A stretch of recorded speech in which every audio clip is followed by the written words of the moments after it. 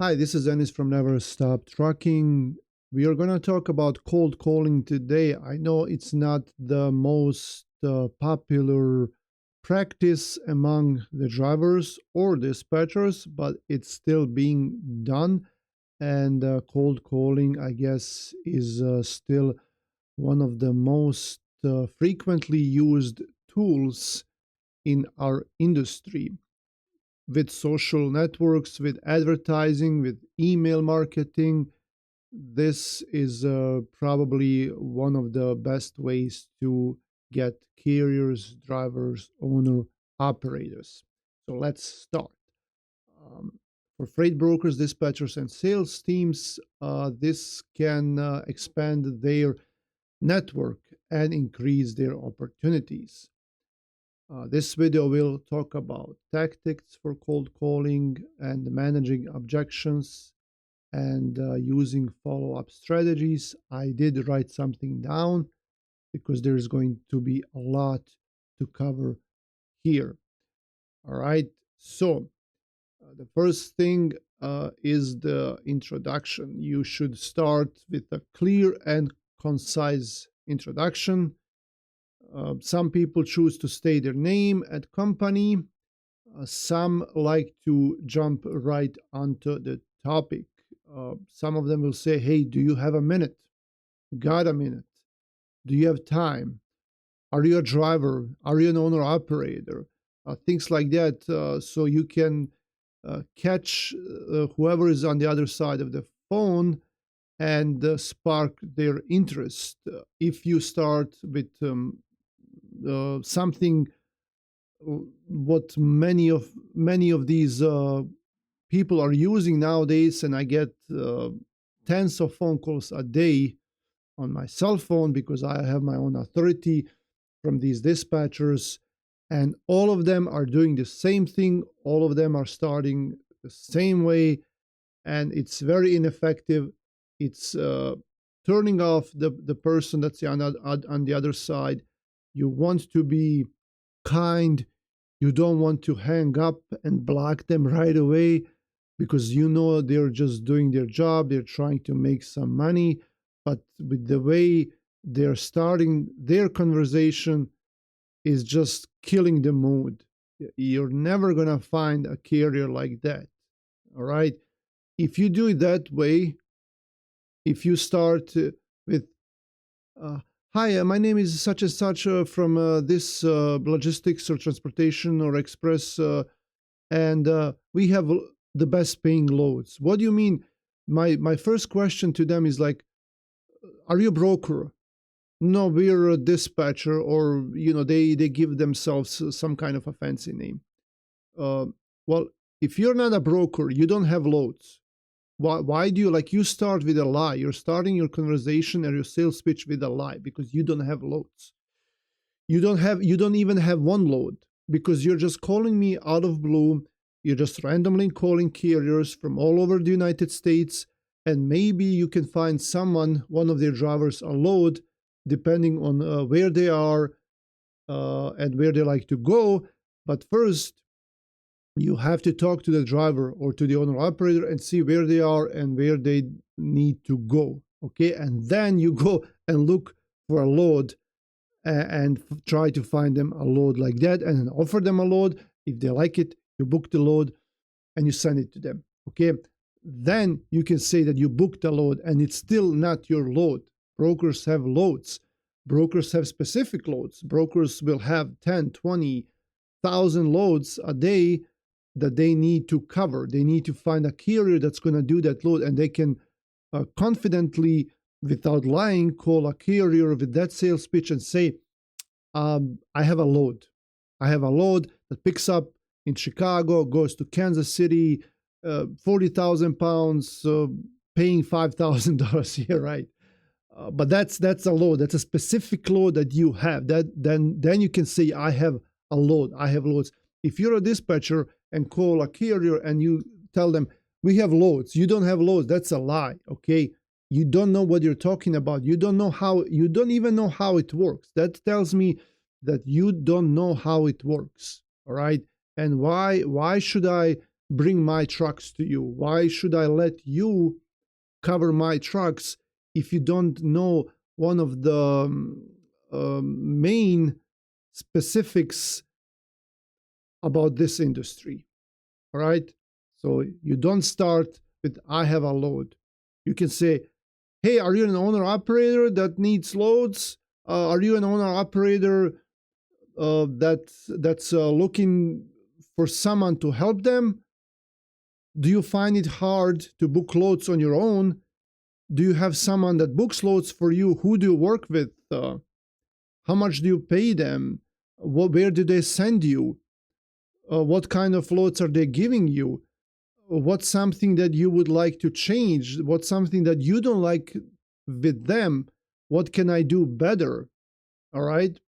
And then you show empathy, and then you're like, oh, yeah, well, yeah, that's exactly what we are trying not to do. That's what we will never do with you.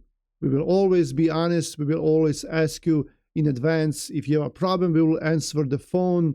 Things like that. Just build up a relationship. Don't start, hey, my name is John, okay, and you have a thick accent like I do. If I call someone and I tell them, I am George, I am not George, and they know it. I'm just gonna tell them my real name. If your name is too long, shorten it up, all right? Make it a little bit shorter. That's fine. But if your name is something totally different and something that's not usual in United States, I understand you want to appeal to people. You want to make you sound like you're one of their own. You want them to be able to pronounce your name. I understand, but you're lying, and we know that you're not George. You're not John Smith. Okay, be honest. All right. Then there's a value proposition. Then you can quickly articulate how your service can benefit them specifically. If it's reducing deadhead miles, or finding more lucrative loads, or finding loads that pick up in the morning, deliver in the morning, or finding loads in advance, covering them for the whole week or 2 or 3 days at least in advance. Then you engage, you ask open-ended questions that engage them in conversation about their business needs and challenges, like what's the challenge, what are their pain points, what's the thing that gives them the biggest trouble. Is it that the dispatchers are not honest? Is it that the brokers are not honest? The loads are heavy, the loads are cheap, there are no loads, I want to be home more often. Things like that. Just ask them and try to find out what it is. Okay, be natural. Don't sound like a robot. I know you have 200 phone calls to call a day, but it's your job, all right? And if you do it like that, you're not gonna get anywhere. Okay. When reaching out to carriers, the approach shifts slightly to accommodate the nature of their work and their immediate needs. Okay, so it's about them. It's about the carrier. It's not about you. You're a dispatcher. You're a dispatching agency. Whatever you are, you're a carrier. It's not about you. It's about them. You can speak to them about how you're the best, how you're finding the best loads, whatever that means. Because I hear that a lot. Like, we have the best loads. We have the highest paying loads. No, you don't. You don't have those. But make it sound like it's about them. It's it's about owner operators. It's about carriers. It's about what they need. Like you're solving their problems. It's not, you're not solving your problem.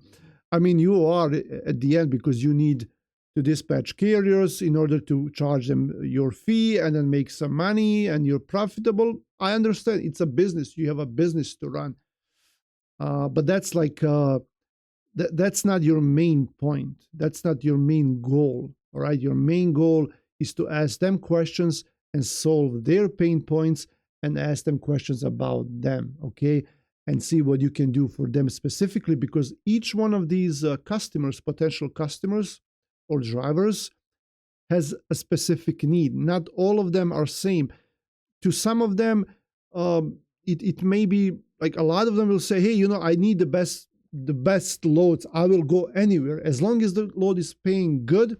I will go there. It doesn't matter. Just find me a great paying load. It doesn't matter if it's multiple stops. It doesn't matter if it's heavy.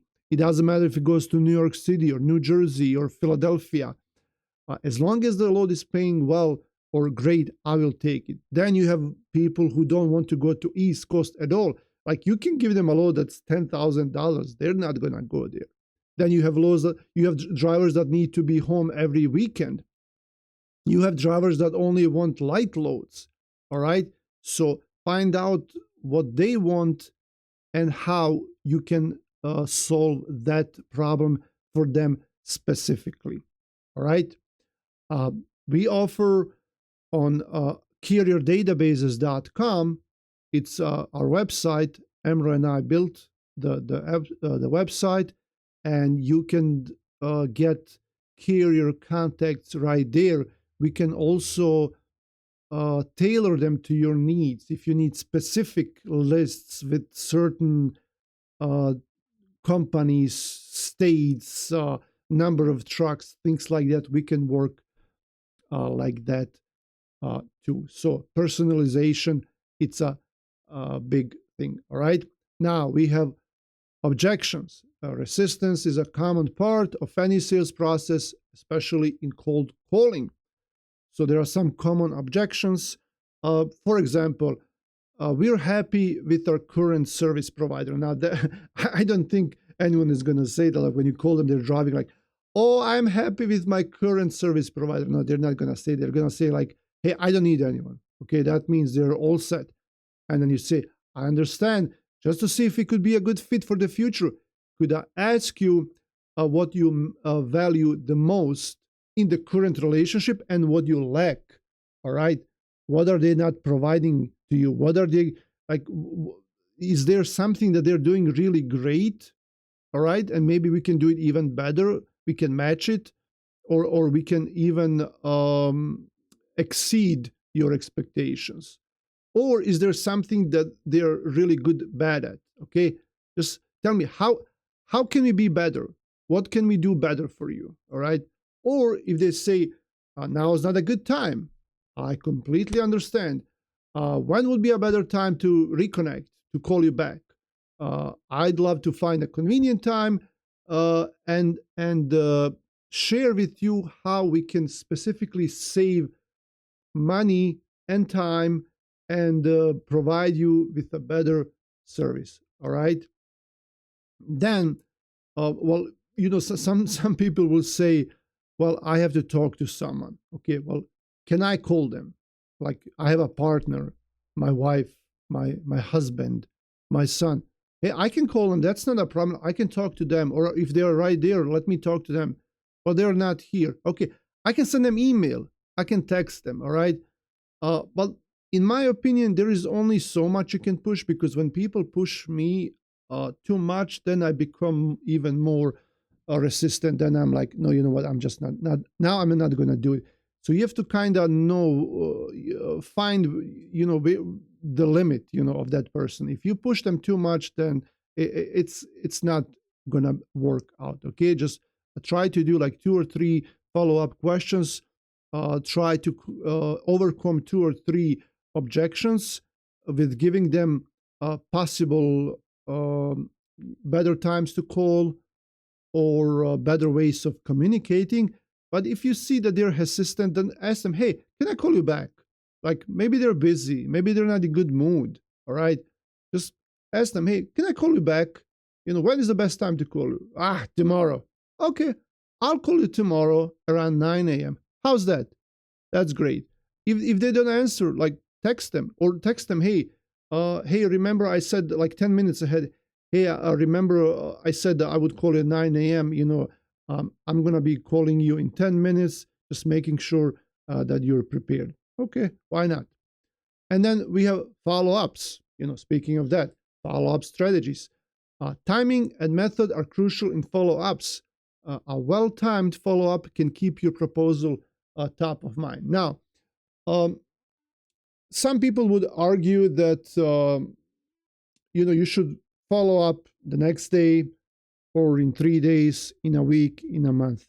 For me, I think it's different. It's based on a case-by-case scenario. Okay, depends on the person. If you see that they're impatient, or that they're listening and they're following what you're saying, for them it's different. You should determine when you follow up, but make sure you write it down. Okay, make sure you write down this and this person with this name and this phone number. We spoke about this. This is their problem. This is what they were responding. That way you can remember, what they are and who they are. And it's nice to remember something about them. Like if they casually mention something about themselves, about their business, about their family or friends, the next time you can just ask, hey, by the way, how did that turn out? Then this way you show you care, you show that you remembered, and now you're building that closure with them. Now you're talking to them the second time,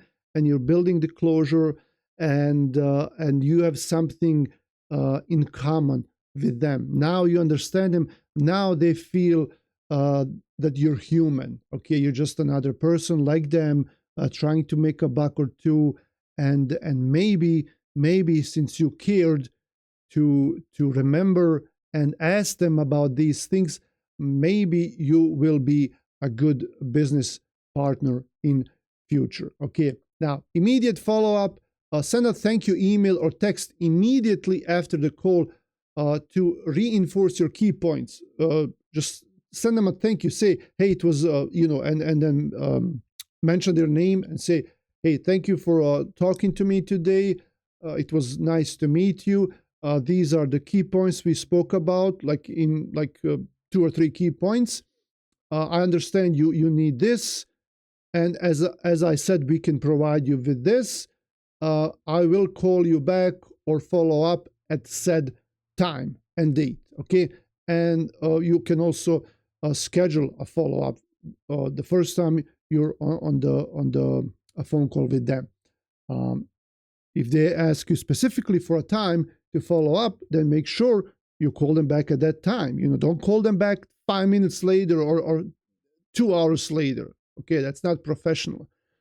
And then for long-term leads, touching base every week or every month is best. Like if they say, hey, I will be available in 2 months. Okay, well then why not follow up in couple of weeks? If you follow up in 2 months, they're going to forget who you are. They're not going to know who you are. So follow up in a couple of weeks. Hey, remember, I'm okay, now I remember. And then follow up again in a month and a half. All right. And if you see that they tell you, hey, well, I'll be ready in a couple of weeks, then you follow up again for the third time in a couple of weeks. In a month and a half, if they don't answer at all, maybe they're trying to avoid you, maybe they're uninterested, but you still follow up in those 2 months, right? And then here are some examples of follow-up messages. This is for a text message. Hi, John. Thank you for talking with me today. I've attached the information we discussed. Looking forward to your thoughts, or to our conversation on Tuesday at 2 p.m. or email. Great speaking with you today, Betty. Thank you for taking the time to discuss your trucking needs with me earlier. I've attached a PDF of our services and the potential savings for your review. Please let me know if you have any questions. I look forward to helping you optimize your operations. Fancy, right?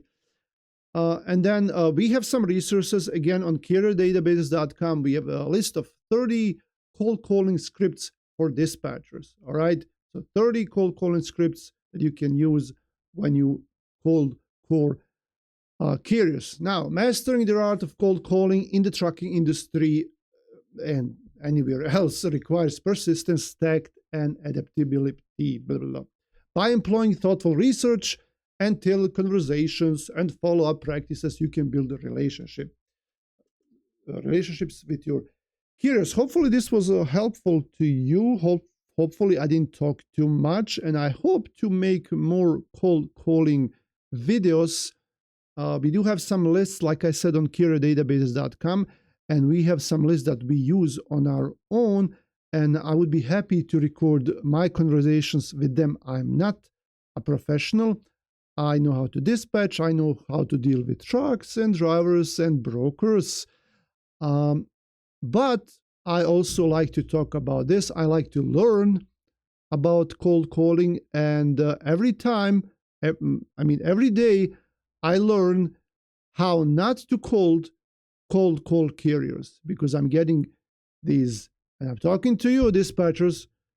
You're calling me on my phone, and I'm teaching you how to do it, so you can call call other carriers and bother them. Okay, don't call me. Okay, I'm a dispatcher. I'm same like you. All right, but every day I get like 10 phone calls from dispatchers, and first thing that I notice is my phone will say spam call. Okay, so my phone knows that like I shouldn't answer this phone call, and most of the times it's a dispatcher that's calling me. Now, what does that tell me? It tells me that you're using a phone operator that will flag you as a spam caller, or you're doing that many calls that most people will, because there's an option to block it in your phone, and it tells me that most people will mark you as spam. Okay, that's the first thing. And then I see phone calls from Wyoming. If it's Wyoming, I know it's a dispatcher. Wyoming, Delaware, Ohio, Florida, New York, what else? Even Michigan. So that's the second thing. The third thing is thick accent. All right. Like I said, I'm in your same as you. Okay, with my accent, same as you. But if you're gonna have someone cold call, if that someone has a really thick accent and no one understands them, maybe you shouldn't do that. Like, you should find someone that has a better accent that people can understand. And unfortunately, with people calling from overseas, there's a lot of misconceptions, stereotypes. I'm not gonna go into that, but the better accent that you have, the more likely that, and it's unfortunate, but it's what it is. I have to tell you, it's the truth. A lot of people are complaining about that. Okay, so find someone that has good accent. All right, stop saying that you have loads. Stop saying your name is John Smith. What else? Stop saying you're a broker. All right, just tell me honestly, hey, I'm a dispatcher. I'm looking for carriers. Will you work with me? Okay, it's honest. Like, the worst I can say is no, but then I'm gonna say, hey, thank you, and I'm not gonna block you. All right. Thanks for watching this, and hopefully you will find a lot of carriers that are gonna drive for you. Thanks for watching. Subscribe to the channel. See you later.